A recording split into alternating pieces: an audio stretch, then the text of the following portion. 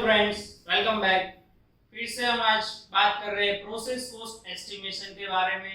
Last time हम लोगों ने प्रोसेस कॉस्ट एस्टिमेशन के अंदर डीजल पावर प्लांट के जरिए कैसे पावर प्रोड्यूस होता है, उसके अंदर कितने कॉस्ट होते हैं उसकी चर्चा की। उसके बाद डिस्कस किया थर्मल पावर प्लांट के अंदर कितना पावर प्रोड्यूस होता है, उसका कॉस्ट कितना होता है वो देखा। उसके बाद देखा पाउच पैकेजिंग प्लांट, जिसके अंदर पाउच का पैकेजिंग कैसे होता है, उसका कॉस्ट कितना होता है, टोटल कॉस्ट कैसे मिलता है, उसके बारे में डिस्कशन किया। आज हम बात करने वाले हैं ice making plant, ice plant के बारे में बात करने वाले हैं।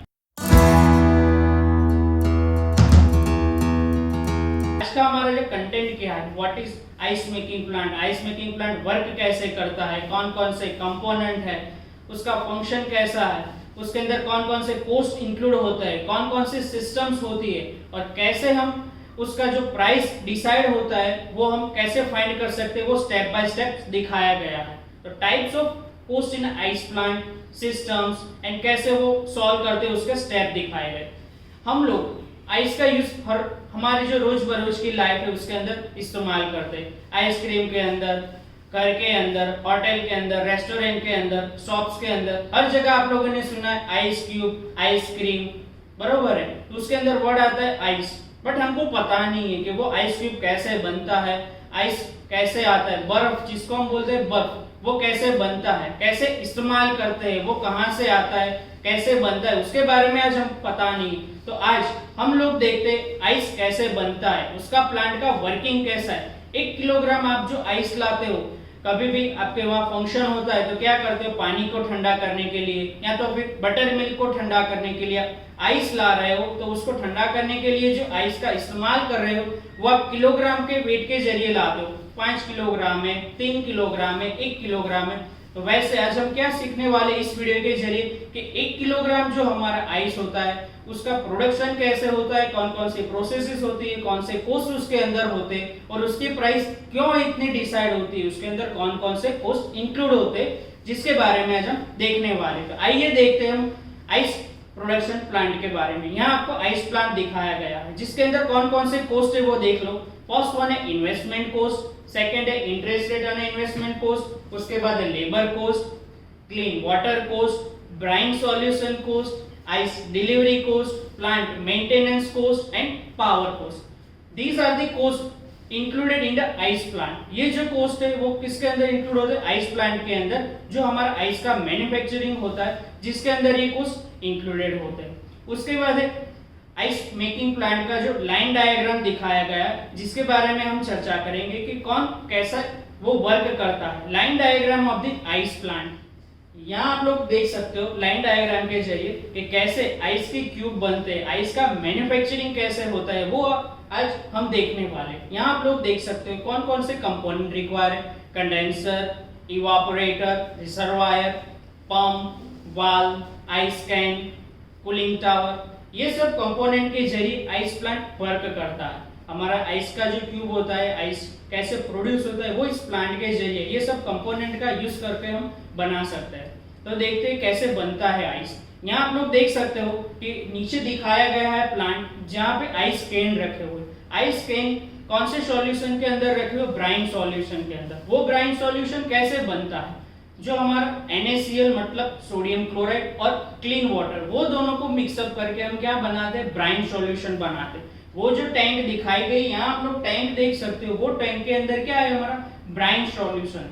वो ब्राइन सॉल्यूशन के अंदर आइस कैन रखते हैं। आइस कैन के अंदर क्या होता है, क्लीन वाटर होता है। जो क्लीन वाटर होता है उसको कहाँ रखने होते हैं, ब्राइन सॉल्यूशन के अंदर रखने होते हैं। जो ब्राइन सॉल्यूशन है उसका जो फ्रीजिंग पॉइंट है वो 0 डिग्री सेल्सियस है, मतलब कि बहुत ही ठंडा है, बरोबर है। तो वो जो ब्राइन सॉल्यूशन है उसके अंदर हम क्लीन वाटर की जो कैन रखेंगे, वो क्या होगा, उसके बाद जो भी हीट है क्लीन वाटर के अंदर वो कौन एब्जॉर्ब कर लेगा, जो ब्राइन सॉल्यूशन है वो क्या करेगा, उसके अंदर से हीट एब्जॉर्ब कर लेगा। हीट एब्जॉर्ब कर लेगा तो क्या होगा, जो भी हमारा वाटर है वो किसके अंदर कन्वर्ट हो जाएगा, वो आइस के अंदर, आइस क्यूब के अंदर कन्वर्ट हो जाएगा। उस तरह से हमको बर्फ मिलता है। उसके बाद जो हीट एब्जॉर्ब कर लिए ब्राइन सॉल्यूशन ने, वो ब्राइन सॉल्यूशन कहाँ जाता है, इवापोरेटर के अंदर, और उसके बाद चला जाता है कंप्रेसर के अंदर। इस तरह से हमारा आइस प्लांट वर्क करता है और हमको आइस क्यूब्स मिलते हैं। आइए तो हम देखते हैं कैसे आइस प्लांट के अंदर कौन से कोर्स इंक्लूड होते हैं, उसको स्टेप बाय स्टेप सॉल्व करते हैं। फर्स्ट वन हमको यहाँ दिखाया गया है actual heat rejection from the evaporator. Evaporator के अंदर से एक्चुअल कितनी हीट रिजेक्ट होती है वो दिखाया गया है। फर्स्ट स्टेप्स के अंदर क्या बताया, actual heat rejection from the evaporator, वो कैसे सॉल्व करते हैं। Theoretically rejected heat from the evaporator, theoretically कितनी हीट रिजेक्ट होती है, इनटू एक्चुअल हीट एब्जॉर्प्शन, कितनी हीट ब्राइन सॉल्यूशन ने एब्जॉर्ब की वो, और थियोरेटिकली इवापोरेटर में से कितनी हीट रिजेक्ट होती है, उन दोनों का मल्टीप्लिकेशन करते हो तो हमको क्या मिलता है, एक्चुअल कितनी हीट रिजेक्ट होती है वो मिलती है। उसके बाद सेकंड नंबर का स्टेप दिखाया गया है cost of refrigerating effect produce from the plant. Refrigerating effect जो प्रोड्यूस होती है प्लांट के अंदर उसका कॉस्ट बताया गया।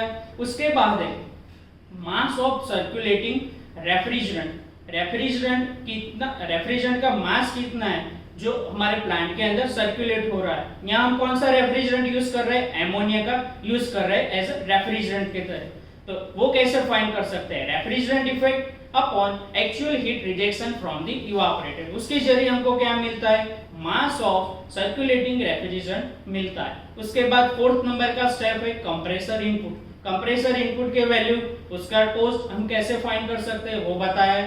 Compressor input is equal to theoretical compressor input upon mechanical efficiency. उसके बाद बताया गया है टोटल कंप्रेसर इनपुट, उसकी वैल्यू कैसे फाइंड करते हैं, mass of circulating refrigerant multiply by compressor input. उसके बाद है रेफ्रिजरेटिंग इफेक्ट। रेफ्रिजरेटिंग इफेक्ट कैसे फाइंड करते हैं, तो वो कैसे फाइंड करते हैं वो दिखा है, total compressor input upon cooling load of 1 ton of refrigerant. इसका इस्तेमाल करते हम रेफ्रिजरेटिंग इफेक्ट फाइंड कर सकते हैं। उसके बाद क्या बता है, पावर कंजप्शन पर डे, हमारा जो प्लांट है वो कितना पावर कंजर्व कर रहा है एक दिन का, वो कैसे फाइंड करें, तो टोटल कंप्रेसर इनपुट इनटू 24 मतलब एक दिन 24 आवर।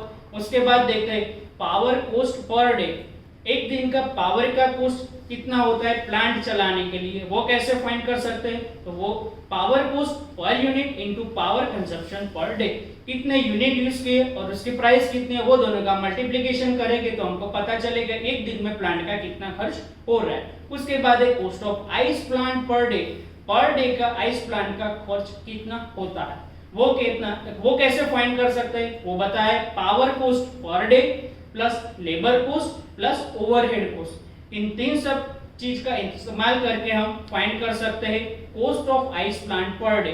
एक दिन का आइस प्लांट का खर्च कितना है वो फाइंड करने के लिए तीन कॉस्ट बताए गए, पावर कॉस्ट कितना पावर वो यूज करता है, उसके लिए कितने लेबर रिक्वायर है और अदर ओवरहेड कॉस्ट, इन तीन चीज का यूज कर सकते हैं।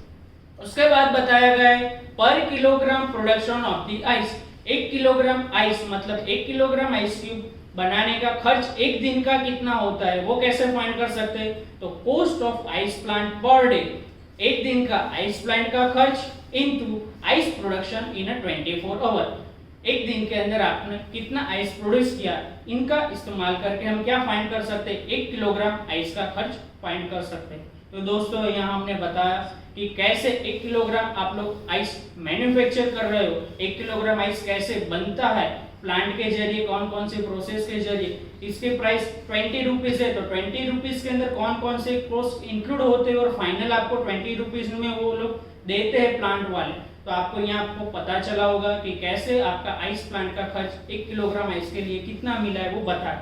यहाँ आप लोगों को क्वेश्चन दिए गए, जो आज के वीडियो में हम लोगों ने जो भी थियरी समझी आइस प्लांट के बारे में उसके रिगार्डिंग यहाँ क्वेश्चन है, जो आप लोग उसका आंसर दे सकते। Thank you.